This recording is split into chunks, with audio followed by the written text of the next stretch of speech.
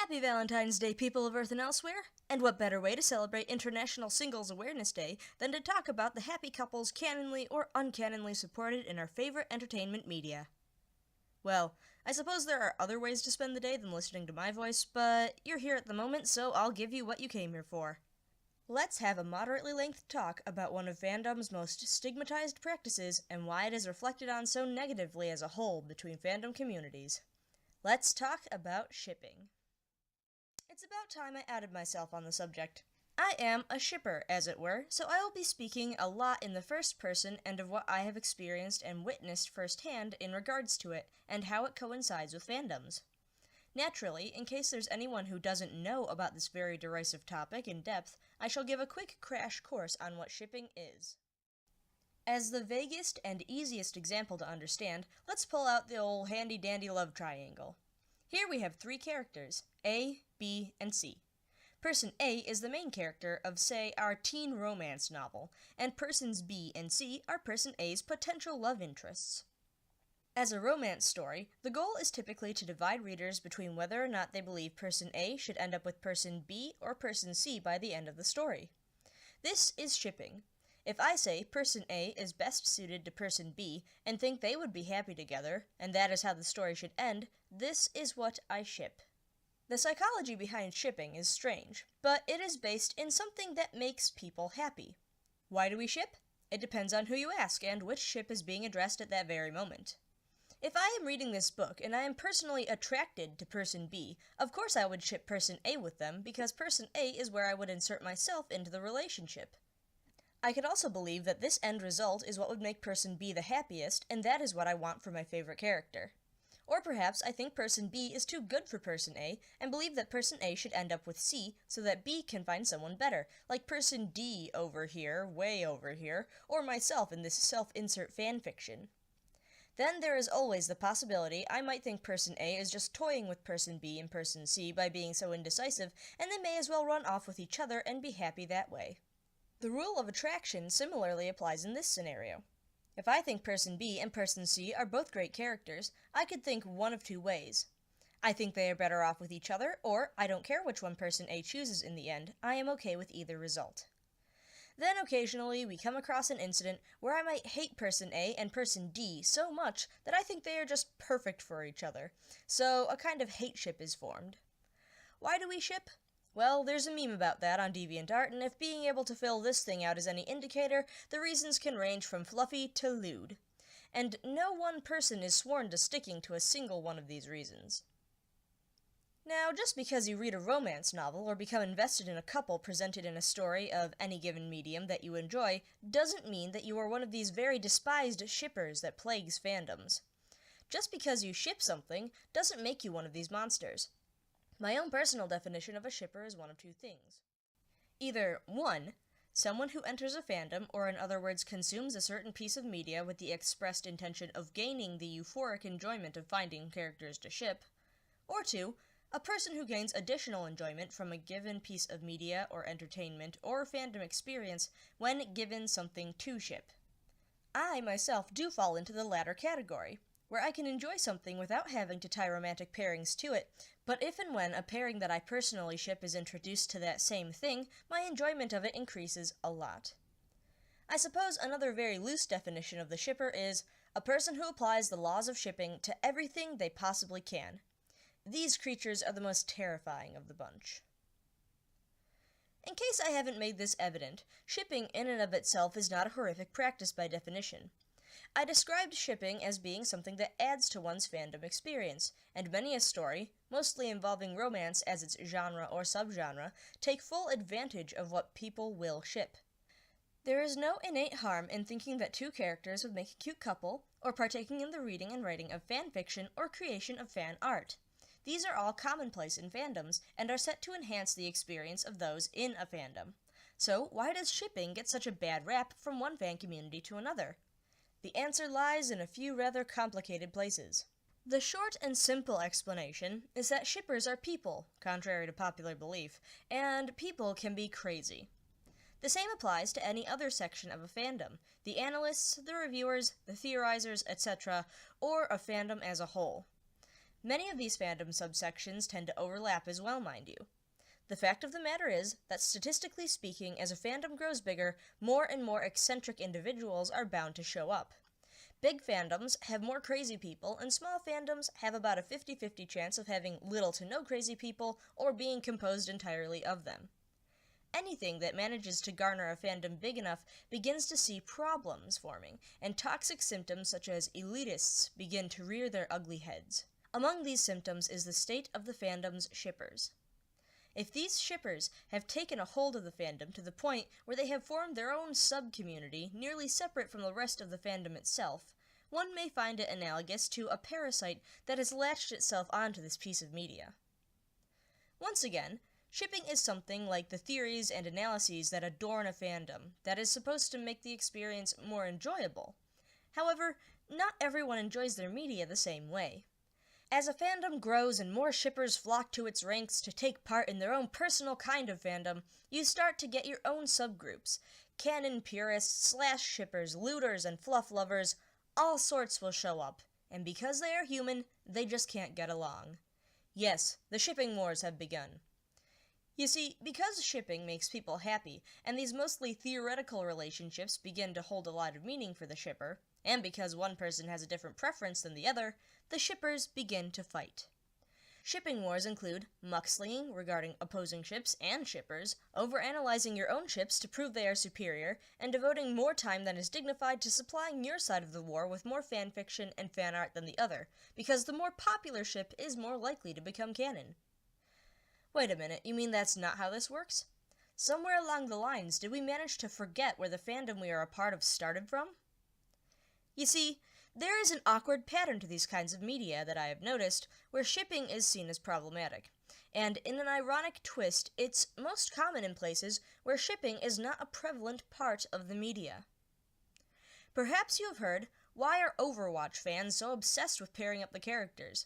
Why is Voltron Legendary Defender a shipping cesspool? Why are Yu-Gi-Oh fans so into Slash? Because, my friend, the characters are there, and romance is not their primary interest. Now how does this make sense? To try and keep it brief, shippers usually admire the thought of their ship becoming canon above all else. In a show, movie, book, comic, or anything else where romance is a primary focus, or even a secondary focus for the character or characters, the ships present themselves in an orderly fashion. This leaves little of pairings to the imagination outside of perhaps our plot device called the love triangle. Take, for example, Miraculous Ladybug. You will be hard-pressed to find a portion of the fandom that didn't take up some stance on the shipping of the leading characters. The fandom is practically built on shipping to the point where there are 4 different, universally accepted ship names for the same 2 characters. Yes, that's right, they made a love square out of just 2 characters, and the worst case of Superman syndrome since the hero himself. But is the fandom widely criticized or renowned as toxic in regards to how shipping works therein? Not that I have seen. And why would that be? Simply because this ridiculous love square is what you need to accept in order to fully experience and appreciate the show. The will they, won't they, and when of the romantic subplot in this children's show is part of its entire appeal, and to be a fan of Miraculous is to embrace that aspect of it. Miraculous Ladybug fans are so into shipping because that's part of what the show is about. Therefore, no one can fault the fandom for it. Now, let us move over to our other examples. Neither Overwatch nor Voltron, or especially Yu-Gi-Oh, is prone to involving romance as a focus of its main story. One is a first-person shooter game that has yet to involve any major story mode. Another is a space drama adventure show about action and giant fighting robots. And the last is a show about high-stakes card games and black magic. Nowhere in the description of any of these things will you see, "But will they find love along the way?" Because that's simply not the point of the game, show, or anime. But of course, there are a lot of characters, and shippers gravitate towards characters and potential relationships. One could say that fandoms in general will gravitate towards the potential in something. If there is an aspect of some form of entertainment that grabs them, they will flock to it. When we enter fandoms, we aren't just entering solely to enjoy our entertainment. Fandoms have become a much more social aspect of entertainment, and it has become a part of fandoms to add to whatever it is that they center around. In other words, to fill in the blanks. A truly enjoyable piece of media has its own merits, but a world that lays itself out before you and tells an amazing story will grab your attention, and eventually you start asking questions. When a question has no direct answer, it is the fans' self-appointed job to use their own imaginations to complete what they see as an incomplete portion of the world they have become invested in. This sounds much deeper than it actually is, but we must try and present the subject in as understandable a way as possible to make it coherent. In other words, as I previously said, the fans like to add to the story. A lot. When the story features a variety of characters who may or may not be romantically inclined to one another, the possibilities are endless for those prone to shipping. How and when ships are formed is once again subjective to those in the community. It usually involves an incident or several, perhaps implications, or just the fans in question deciding, yes, these are the ones. The formation of the ship is not what is important, though. After all, anyone acquainted with shippers knows that the ship doesn't have to make sense. They just have to like it, or be able to lewd it. Oh, all the potential in the world is there, and this is where it starts to get out of hand. Obsession is a key thing in what makes shipping such a looked-down-upon application of fandom, and it's not the only subgroup that suffers from obsession, but by far one of the easiest to take notice of. Let me state one last time that shipping, like other fandom practices, makes people happy, and when obsession sets in, the most simple and harmless things come across as a threat to the now rabid shipper's happiness. Maybe I ship something different from the next person. Now that's a problem. Or maybe one of the characters in their OTP is romantically attracted to someone else in canon. Well, you see, that's only if you don't look at the facts. It's clear that their ship has far more ground than the plebeian average fandom goer can take notice of. The shippers must protect their ships to the very bitter end, and that's where things start to get dirty. Fans will start to become possessive of the characters and who they pair them with, investing hours and hours of time into fan art and fan fiction and theories based off of evidence they scrounge for that surely proves their ship will be official someday. They pore over the media for so much time and with so much self-perceived effort that they begin to feel that they are entitled to having their ship become canon, and insist that it is the one and only true pairing. Again, this is more so a problem in series that don't address the shipping aspect of the story or fandom early on. In a romantic series, the main couple or potential love interests are introduced almost immediately. This gives fans little room, again, for speculation, and less room for running outside of what is almost certainly confirmed to be the end game from the get-go. Ladybug and Chat Noir are the one true pairing, and while other ships are present, no one tends to argue against the mothership.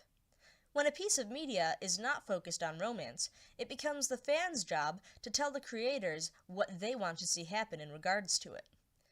Very few shonen manga, and fewer that have ever been popular enough to run for over 100 or 110 chapters, focus on romance.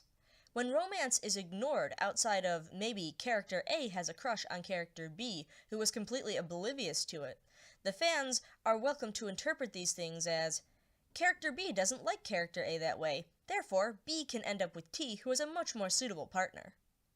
Once this mindset is established and it takes root, anything that happens to the contrary is rejected and abhorred. When romance is not the point of a series about space battles, black magic, or superheroes, and it is ignored until the very last possible minute of its run, we get to see the ugliest side of fandoms, who will burn their books just because their ship did not become canon in the end.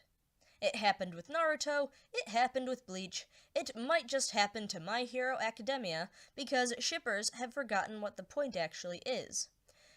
But shipping is their point, and it is almost exclusively what they are looking for in the media they consume. So when they don't get it, they get mad. And when shippers get mad, especially in this day and age, they get nasty. In an age of social media, where the people behind the projects they are following are easily connected to them, upset members of fandoms, who have little sense of self-awareness, can just go out and say the most absurd things without any perceived consequence. The Voltron fandom, for example, just couldn't come to terms with the fact that Keith wasn't going to end up with Lance, romance is not a focus of Keith's character in general, and any development between these two particular characters was played out in a way that benefited them, but also the rest of Team Voltron. These two needed to learn how to get along.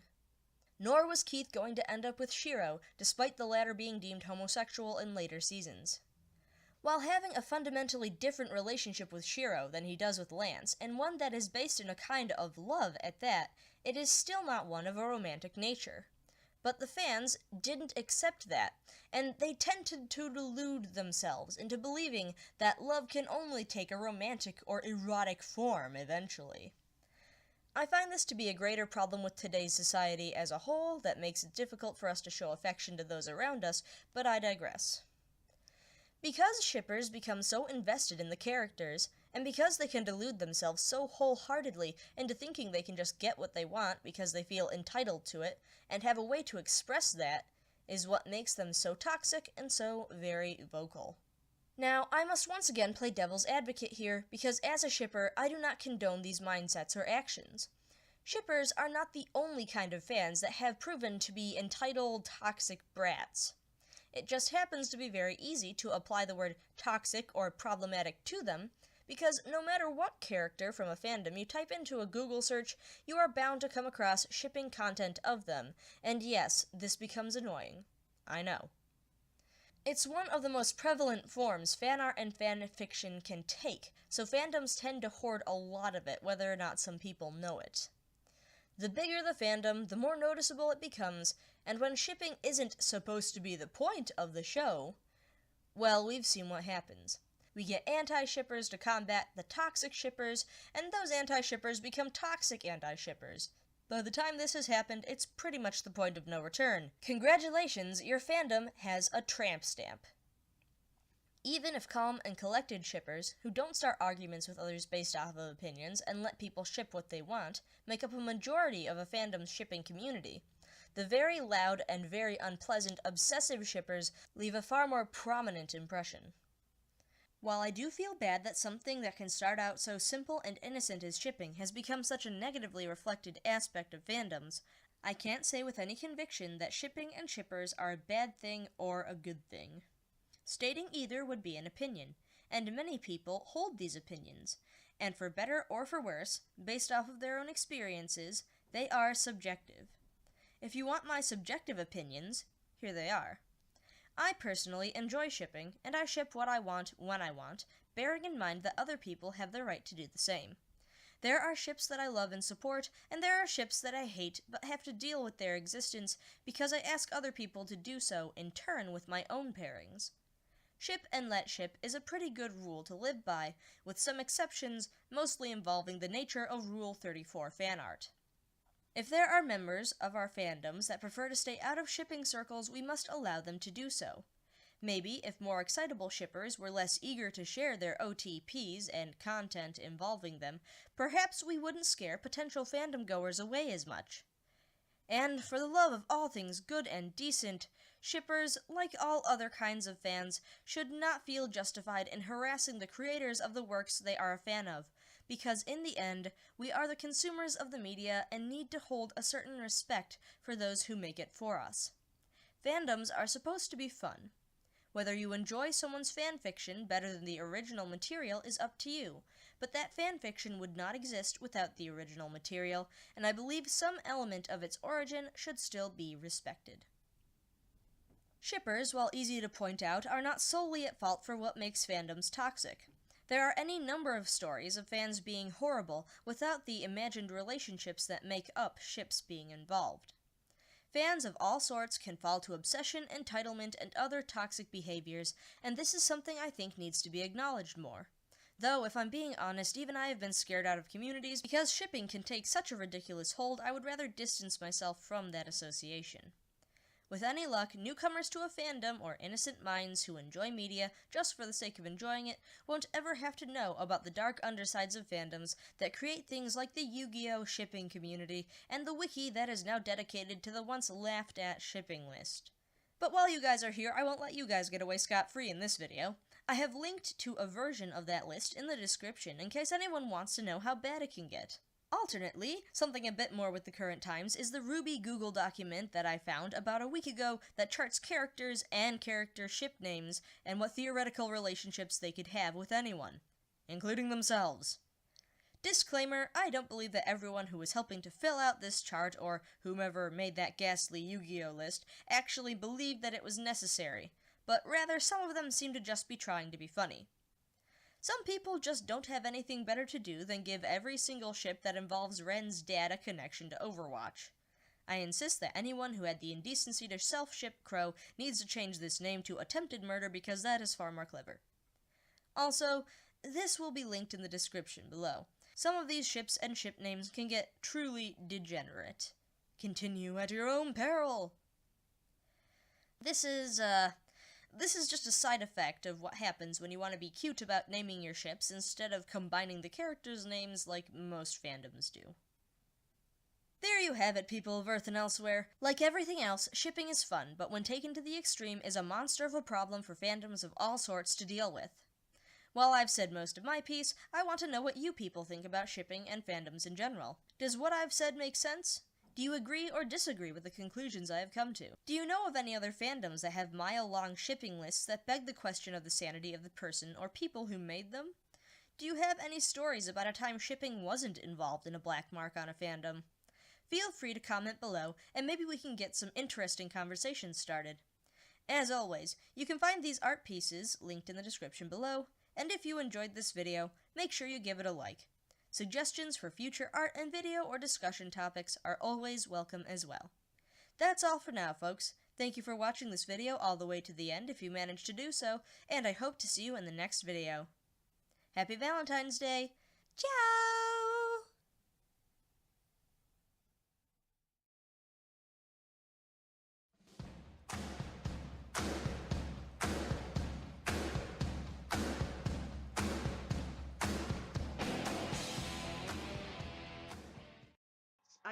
So yesterday I was like, okay, Adam and Coco, that sounds hot. It's called chocolate milk, and I have no idea why, and there's no alternate names for it.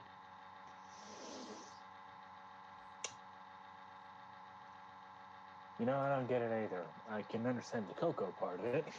Yeah, I thought that chocolate milk sounded like something else, because obviously cocoa and all that other stuff. Bull. Oh, it's the cow connection! That's still lame. That just sounds dirty though, because he's that just sounds horrible. That's terrible. Someone change that.